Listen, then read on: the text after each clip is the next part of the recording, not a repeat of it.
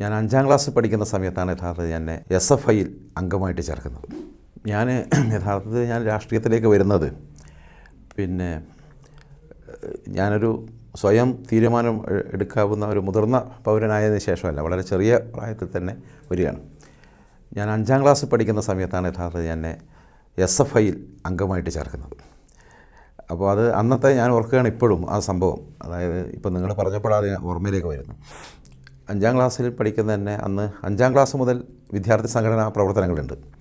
മുതിർന്ന ക്ലാസ്സിലുള്ള നേതാക്കന്മാർ വന്ന് അവർ SFIയെക്കുറിച്ച് പരിചയപ്പെടുത്തി എന്നെ വിളിച്ച് സംസാരിക്കുകയായിരുന്നു. എന്നെ വിളിച്ച് സംസാരിക്കാനൊരു കാരണമുണ്ട്. മറ്റൊരു കൂട്ടർ അന്ന് KSUക്കാരാണ്. അവർ വന്ന് എൻ്റെ അടുത്തുനിന്ന് ഒരു നോമിനേഷൻ 5ാം ക്ലാസ് മുതൽ ഈ സംഘടനാടിസ്ഥാനത്തിൽ ഇലക്ഷനുള്ള കാലമാണത്.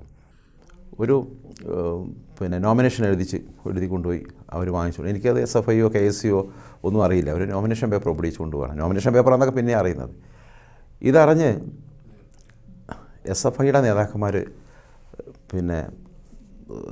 സ്കൂളിലെ സീനിയർ നേതാക്കന്മാർ എന്നെ കാണാൻ വരികയാണ്. ഞാനിപ്പോഴും ആ പേരുകൾ ഓർമ്മയുണ്ട്. M. അനന്തൻ, അദ്ദേഹം പിന്നീട് SFIയുടെ സംസ്ഥാന കമ്മിറ്റി അംഗം വരെ ആയിരുന്ന ആളാണ്, ഇപ്പോൾ മരിച്ചുപോയി. പിന്നെ ഇപ്പോഴും ട്രേഡ് യൂണിയൻ ഞങ്ങളുടെ പാർട്ടി രംഗത്ത് പ്രവർത്തിക്കുന്ന PP ബാലകൃഷ്ണൻ, പിന്നെ ഒരു പുരുഷു, 3 പേർ വന്ന് എന്നെ വിളിച്ച് കൊണ്ടുപോയി അവർ സംസാരിക്കുക.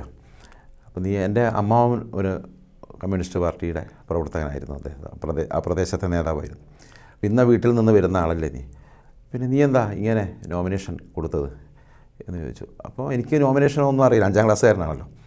അപ്പോൾ എനിക്ക് അറിയില്ല എന്ന് പറഞ്ഞു. അപ്പോൾ എനിക്ക് KSUവിൻ്റെ നോമിനേഷൻ അവർ പിടിച്ചു കൊണ്ടുപോയിട്ടുണ്ട് 5ാം ക്ലാസ്. അവസാനം പറഞ്ഞ് ഞങ്ങൾ SFI പ്രവർത്തകരാണ്. SFI എന്ന് പറഞ്ഞ സംഘടന എന്ന് പറയുന്നത് എന്താണ് എന്ന് പറഞ്ഞു. ഇന്ത്യയിലെ എല്ലാ ആളുകൾക്കും വിദ്യാഭ്യാസം കിട്ടുന്നതിന് വേണ്ടി പ്രവർത്തിക്കുകയാണ്. എല്ലാവർക്കും ജോലിയും ജീവിതവും, അതൊക്കെയാണ് എൻ്റെ ഓർമ്മ. അതിൽ പക്ഷേ എൻ്റെ മനസ്സിൽ പതിഞ്ഞു നിന്നൊരു കാര്യം, നമുക്ക് SFI എന്ന് പറഞ്ഞ സംഘടനയ്ക്ക് നമുക്ക് ജാതിയും മതമൊന്നുമില്ല, എല്ലാ മനുഷ്യനെയും ഒരുപോലെ കാണുന്ന ഒരു സംഘടനയാണ്. അപ്പോൾ കുറേ കാര്യങ്ങൾ എന്തൊക്കെയോ അവർ സംസാരിച്ചു. അതിലെൻ്റെ മനസ്സിൽ ഇന്നും പതിഞ്ഞു നിൽക്കുന്നതാണ്. നമുക്ക് ജാതിയും മതമൊന്നുമില്ല, എല്ലാ മനുഷ്യരെയും ഒന്നായി കാണുന്ന ഒരു സംഘടനയാണ് SFI എന്ന്. അപ്പോൾ അതുകൊണ്ട് നീ അതിൽ അംഗമാവണമെന്ന് പറഞ്ഞ് എന്നെ SFIയിൽ അവർ മെമ്പർഷിപ്പ് എടുപ്പിക്കണമെന്ന് ഞാൻ സമ്മതിക്കുന്നു. പിന്നീട് ഈ പറഞ്ഞ നോമിനേഷൻ വിഡ്രോ ചെയ്യുന്നു. അപ്പോൾ അവിടെ ഞാൻ അതിൻ്റെ ഭാഗമായിട്ട് SFIയുടെ ഭാഗമായിട്ട് വരുന്നു. ഇതാണ്. അപ്പം അന്ന് ഈ ജാതിയും മതവും ഇല്ല, നമുക്ക് എല്ലാ മനുഷ്യനെയും ഒന്നായി കാണുന്നു പറഞ്ഞ ഒരു കാര്യം പറയുമ്പോൾ ഈ 5ാം ക്ലാസ്സുകാരൻ്റെ മനസ്സിനെ അത് സ്വാധീനിക്കാനുള്ള കാരണം ഈ നമ്മുടെ നാട്ടിലുണ്ടായിരുന്ന ജാതി വ്യവസ്ഥയുടെ അവസാന കാലത്ത് അവശിഷ്ടങ്ങൾ നേരിട്ട് കണ്ട ഒരാളാണ് ഞാൻ. എൻ്റെ ആ ഏജൊക്കെ ആകുമ്പോഴേക്ക് ജാതി വ്യവസ്ഥയുടെ തീവ്രതയൊക്കെ കുറഞ്ഞെങ്കിലും ഈ കുറച്ച് വീടുകളിലെ അയിത്തം, ജാതി വ്യത്യാസത്തിന് അനുസരിച്ചുള്ള പെരുമാറ്റത്തിലെ വ്യത്യാസം, താഴ്ന്ന ജാതിയിൽപ്പെട്ട ആളുകൾക്ക് വീട്ടുമുറ്റത്ത് തന്നെ ഈ കുഴി വെച്ച് ആ കുമ്പിളൊക്കെ ഒഴിച്ച് ഭക്ഷണം കൊടുക്കും, കഞ്ഞി ഒഴിച്ച് കൊടുക്കുന്ന ആ രീതിയൊക്കെ ഉണ്ടല്ലോ, അതൊക്കെ നമ്മൾ ആ സമൂഹത്തിൽ അന്ന് കാണുന്നുണ്ടായിരുന്നു. ആരും പറഞ്ഞു തരാതെ അത് തെറ്റാണ് എന്നുള്ള ബോധ്യം എനിക്കുണ്ടായിരുന്നു.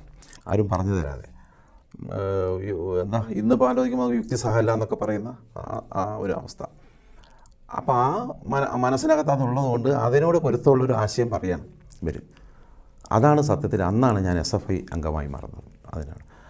അതിനെ തുടർന്ന് പിന്നെ ഹൈസ്കൂളിലൊക്കെ ആകുമ്പോഴേക്ക് SFIയുടെ സ്കൂളിലെ യൂണിറ്റിൻ്റെ ഭാരവാഹിയൊക്കെ ആയിട്ട് ഞാൻ വന്നു. പിന്നീട് ഞാൻ കലാച്ചി ഗവൺമെൻറ് ഹൈസ്കൂളിലാണ് പഠിച്ചത്. കോളേജിലേക്ക് വന്നപ്പോൾ ഇവിടെ ഗുരുവായൂരപ്പൻ കോളേജിലാണ് ഞാൻ ചേർന്നത്. മടപ്പള്ളി കോളേജിലോ എനിക്ക് പ്രീ ഡിഗ്രിക്ക് അഡ്മിഷൻ കിട്ടി. ഗുരുവായൂരപ്പൻ കോളേജിൽ വന്നപ്പോൾ ഗുരുവായൂരപ്പൻ കോളേജിൽ വരാനൊരു കാരണം ഉണ്ടായത്, കോഴിക്കോട് എന്നൊരു അമ്മാവൻ താമസിക്കുന്നുണ്ടായിരുന്നു. അപ്പോൾ അവർ നിർബന്ധം കൊണ്ട് ഇവിടെ വന്ന് സിറ്റിയിൽ വന്ന് പഠിക്കണം എന്നൊക്കെ പറഞ്ഞ് അങ്ങനെയാണ് ഞാൻ കോഴിക്കോട്ടേക്ക് വരുന്നത്. ആ സമയത്ത് 15 വയസ്സിൽ SLC പാസ്സായ ഉടനെ. അപ്പോൾ കോളേജിലേക്ക് വന്നപ്പോൾ കോളേജിലും സ്വാഭാവികമായിട്ടും സ്കൂളിലെ SFIയുടെ ആ യൂണിറ്റിലെ നേതാവായിട്ട് വരുന്ന ആളെ കോളേജിലെത്തുമ്പോൾ അവർ അതിൻ്റെ ഭാഗമായി വരുമല്ലോ, അങ്ങനെയാണ് വരുന്നത്.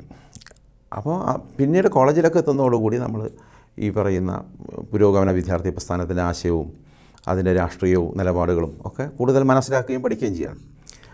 അതിലൂടെയാണ് പിന്നീട് ഞാൻ ഇവിടെ കോളേജ് കഴിയുമ്പോഴേക്ക് ഫൈനൽ ഇയർ ആകുമ്പോഴേക്ക് ഞാൻ കാലിക്കറ്റ് യൂണിവേഴ്സിറ്റി യൂണിയൻ്റെ ചെയർമാനായി.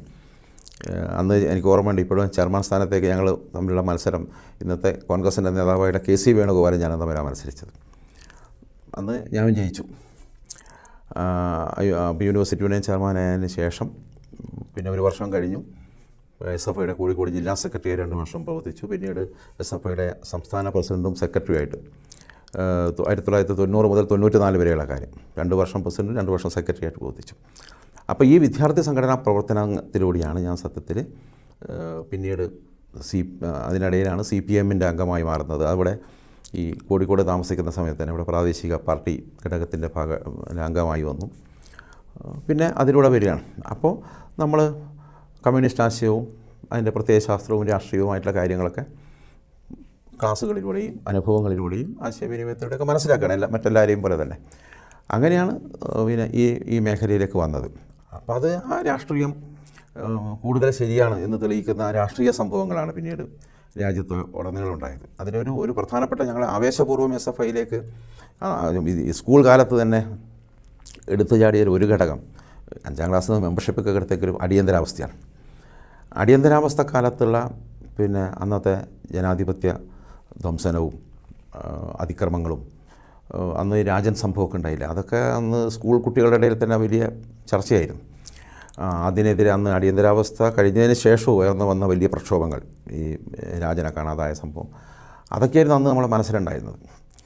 യഥാർത്ഥത്തിൽ എൻ്റെ പിന്നെ വീട്ടിൽ പോലും കോൺഗ്രസ് അനുഭാവ അന്തരീക്ഷം ഉണ്ടായിരുന്നു ആ കാലത്ത്. അമ്മാവന്മാർ കമ്മ്യൂണിസ്റ്റ് ആണെങ്കിലും അമ്മയൊക്കെ കോൺഗ്രസ്സിന് അനുകൂലമായിട്ട് മനസ്സ് ചിന്തിക്കുന്ന ആൾക്കാരായിരുന്നു. അവരൊക്കെ ശക്തമായിട്ട് രാഷ്ട്രീയമായ അഭിപ്രായത്തിൽ മാറ്റം വരുന്നത് ഈ അടിയന്തരാവസ്ഥയെ തുടർന്നാണ്. ഞങ്ങളൊക്കെ ഒരുപാട് കുടുംബങ്ങളുമൊക്കെ. അപ്പോൾ ആ ഒരു കാലമാണ്. അപ്പോൾ അത് പിന്നെ ഉള്ള 80കളൊക്കെ ഇടതുപക്ഷ രാഷ്ട്രീയത്തിൻ്റെ പ്രസക്തി വലിയ നിലയിൽ അത് സാർവദേശീയ തലത്തിലും നമ്മുടെ ഇന്ത്യയിലുമൊക്കെ കൂടുതൽ പിന്നെ നമ്മളെ ബോധ്യപ്പെടുത്തുന്ന സംഭവങ്ങൾ രൂപപ്പെട്ടു വന്നു ആ കാലത്ത്. അങ്ങനെയാണ് നമ്മൾ ഈ പറഞ്ഞ ഈ വഴിയിലേക്ക് വരുന്നതും. പിന്നീട് SFI രംഗത്തുനിന്നൊക്കെ ഞാൻ മാറുന്നത് 94ലാണ്. അതാണ് ഞാൻ എൻ്റെ സഹപ്രവർത്തകൻ, ഞാൻ സ്റ്റേറ്റ് സെക്രട്ടറി ആകുമ്പോൾ ജോയിൻറ്റ് സെക്രട്ടറിയായ കേന്ദ്ര കമ്മിറ്റി അംഗമായിരുന്ന KV സുധീഷ് കൊല്ലപ്പെടുന്ന സംഭവമൊക്കെ അപ്പോഴാണ്. ഞങ്ങളൊന്നിച്ച് തിരുവനന്തപുരത്ത് നിന്ന് പിരിഞ്ഞ് 2 ജില്ലാ സമ്മേളനങ്ങളിൽ പങ്കെടുത്ത് പോയതിന് ശേഷമാണ് സുധീഷ് വീട്ടിലെത്തുന്നതും അന്ന് രാത്രി RSSകാർ കൊല ചെയ്യുന്ന സംഭവമൊക്കെ ഉണ്ടായത്. വലിയ വേദനിപ്പിച്ചൊരു സംഭവമാണ്. അപ്പോൾ അത് പിന്നീട് SFI രംഗത്ത് നിന്ന് മാറിയതിന് ശേഷം ഞാൻ DYFI രംഗത്ത് പ്രവർത്തിച്ചു. പ്രധാനമായിട്ടും DYFI രംഗത്ത് ചില ട്രേഡ് യൂണിയനുകളുടെ പ്രവർത്തനത്തിൽ ഞാൻ ഭാഗമാക്കായിരുന്നു. 2002 മുതൽ 2006 വരെ DYFIയുടെ 4 വർഷം സംസ്ഥാന സെക്രട്ടറിയായി പ്രവർത്തിച്ചു.